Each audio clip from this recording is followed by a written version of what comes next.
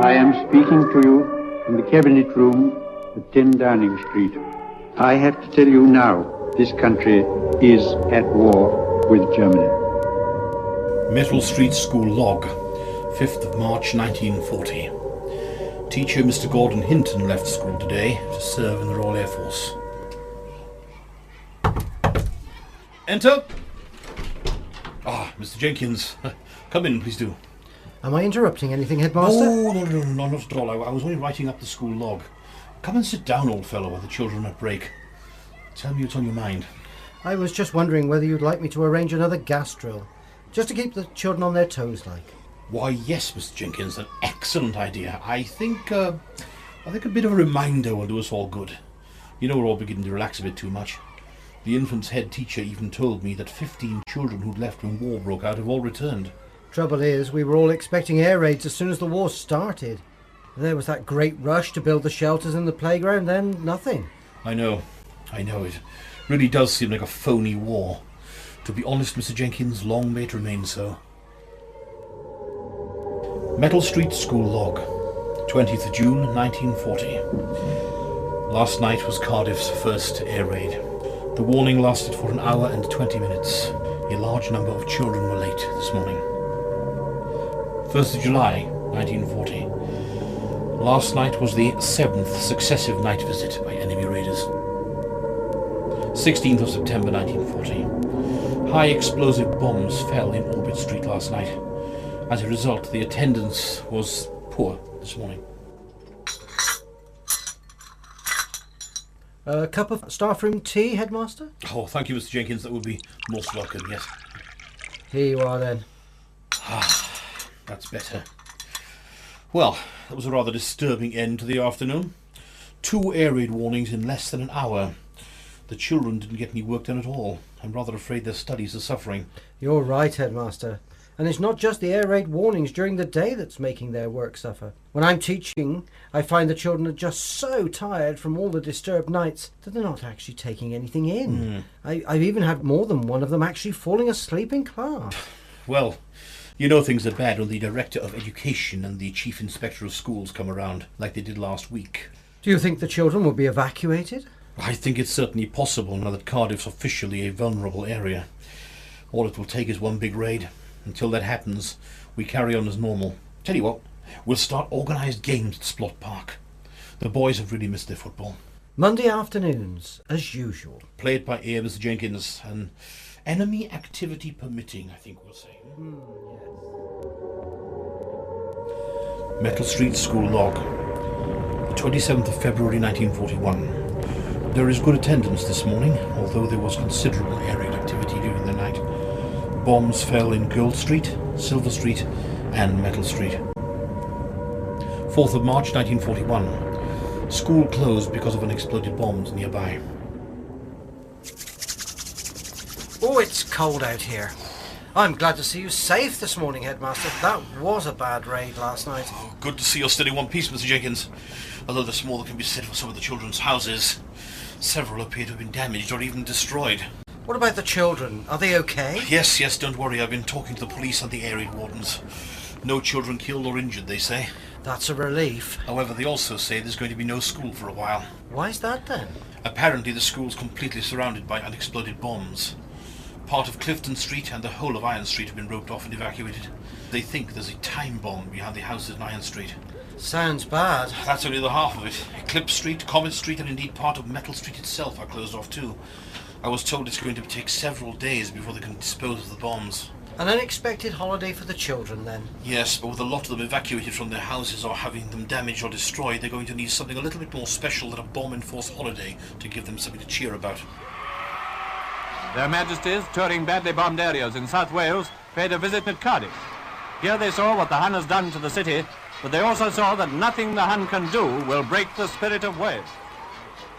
Isn't it a pleasure to hear the children playing happily in the playground after a week of enforced absence? Mind, you'd have thought they'd have no voices left after all that cheering for the King and Queen. Their Majesty's visit certainly gave the children's spirits a lift. It gave mine a lift too. It's been marvellous to relive the visit again and again at the cinema on the news. Hello? Oh, hello, Mr. Evans. An evacuable area, you say? When? Yes, I will. Goodbye. Well, I suppose I shouldn't be surprised it's finally happened. What do you mean? What's happened? That was Mr. Evans from the Education Department of the Council. Our area is now officially an evacuable area. Tomorrow morning I've got to go to a meeting at the Technical College with all the other head teachers. The Director of Education is going to give us a briefing about the evacuation arrangements for school children. I wonder how many of our children will go, and for that matter, where will they go? I don't know. We'll just have to wait and see, and of course it'll mean that some of our teachers might get transferred to reception areas too. Of course. Is there anything I can do to help? Yes. Could you arrange for all parents to come to a meeting at the school tomorrow afternoon so I can tell them about the evacuation procedures? Let me know when you get there. Be good. Bye. All right. All right. Let me know when you get there. Bye. Metal Street School Log, 31st of May, 1941. Evacuation of 22 boys and 23 girls to Aberdare. Metal Street infants evacuate 28. Metal Street School Log, 9th of March, 1943. On Saturday last, the School Association football team completed their matches in the 3rd Division of the Schools Football League. Come in! Ah, the man of the moment. Do come in, Mr. Jenkins. Well done indeed. I'm delighted with the football results. To go unbeaten throughout the whole season is a wonderful achievement, especially when you think that some of our best players are among those who have been evacuated. The boys we did have left worked exceptionally And hard. so did you, old chap. It's not gone unnoticed. I was just crediting you with the famous victory in our school log. Why, thank you, Headmaster. It's certainly been a spectacular season. Now, I asked you to come and see me because I wanted your opinion on where we should display the trophy. On the shelf in the main hall or the cabinet in the corridor, do you think?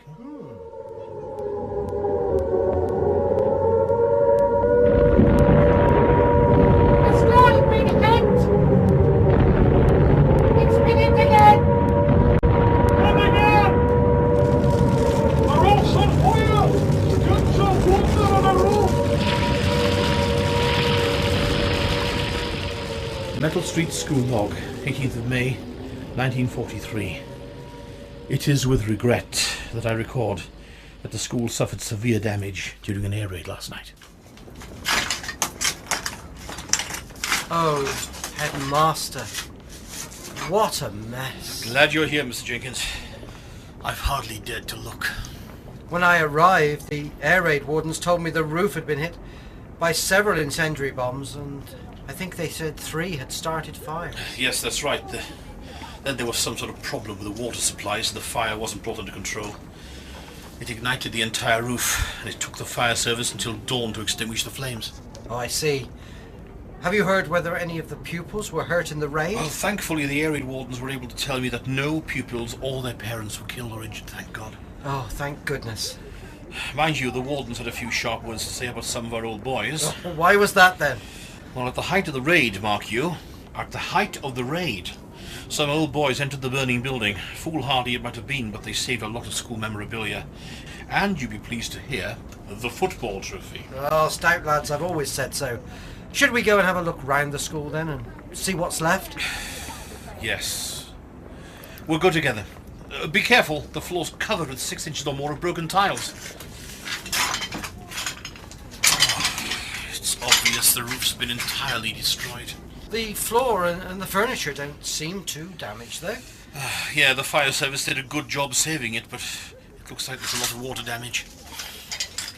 It could have been so much worse, but it's bad enough. The school's clearly got to be closed, and we'll have to make arrangements with another school to use some of their rooms.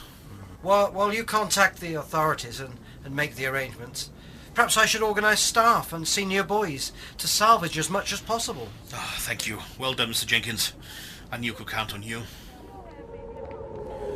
Metal Street School Log, 1st of September, 1943. Work has started repairing the roof.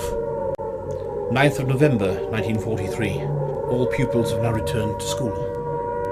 28th of March, 1944. The attendance this morning was low due to an air raid warning during the night. Yesterday morning, the representative of the German High Command, signed the act of unconditional surrender, we may allow ourselves a brief period of rejoicing. Middle Street School Log, 7th of January 1946. Teacher Mr. Gordon Hinton resumed duty. He's been serving in the Royal Air Force since the 5th of March 1940.